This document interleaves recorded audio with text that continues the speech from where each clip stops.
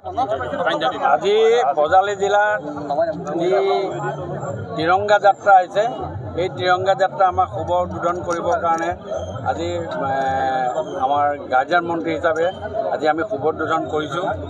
আৰু এই তিৰংগা যাত্ৰাই আগত দিনত দেশপ্ৰেম আৰু যি সন্ত্ৰাসবাদীয়ে 26জনকৈ ব্যক্তিক নিৰীহ ব্যক্তিক গুলিয়াই হত্যা কৰিলে তাৰ প্ৰতিবাদত ভাৰতৰ প্ৰধানমন্ত্ৰী নৰেন্দ্ৰ মোদী ডাঙৰীয়াই যি পাকিস্তানক আক্ৰমণ কৰি যি ব্যৱস্থা হাতত ল'লে সেই ব্যৱস্থাৰ প্ৰতিফলিত হৈ আজি আমি সম্পূৰ্ণ 140 কোটি ভাৰতবাসীয়ে আমি এই তিৰংগা যাত্ৰাৰ বিভিন্ন প্ৰান্তত আমি আয়োজন কৰিছোঁ। তাৰে অংশ বিশেষ হিচাপে আজি আমি বজালীটো আমি আলোচনা আয়োজন কৰিছোঁ আৰু আমি শুভ আৰম্ভ কৰিছোঁ। আমি নিশ্চয় গোটেই ভাৰতবৰ্ষৰ প্ৰত্যেকজন ব্যক্তিকে আমি এইটো সোঁৱৰাই দিব লাগিব।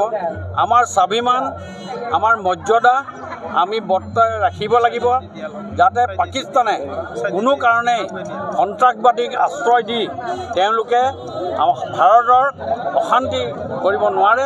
সেই ব্যৱস্থাৰে এই কামখিনি আমি আজি হাতত লৈছোঁ আৰু এই তিৰংগা যাত্ৰাই আজি আমি শুভ উদ্বোধন কৰিলোঁ বুলি ঘোষণা কৰিছোঁ। যোৱাকালি মুখ্যমন্ত্ৰীৰ 5 লাখ টকাটো আপুনি চৰকাৰৰ হৈ বিশাখাপট্টনমত যাব, এই ক্ষেত্ৰত কি? হয়, মই অহা কাইলৈ বিশাখাপট্টনমত যাম। এজন ভেক্টিমাইজ আছে, তেখেতক আমি কাইলৈ গৈ 3টা বজাত মই নিজে ব্যক্তিগতভাৱে যি মুখ্যমন্ত্ৰী মহোদয়ৰ নিৰ্দেশমতে তেখেতক গৈ আমি 5 লাখ টকা এটা অনুদান তেখেতক দিছোঁ।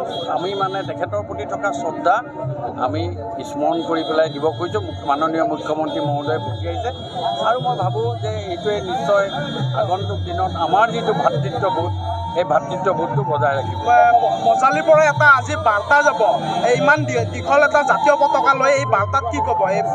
নিশ্চয় এইটো অত্যন্ত দৰকাৰ আছে।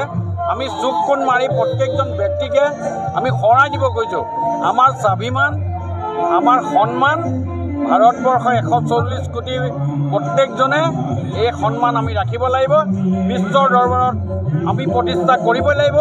বিশ্বই গম পাব লাগিব যে ভাৰতবৰ্ষ এখন শক্তিশালী ৰাষ্ট্ৰ আৰু এই ৰাষ্ট্ৰক কোনোবাই যদি আমাক আক্ৰমণ কৰে তাৰ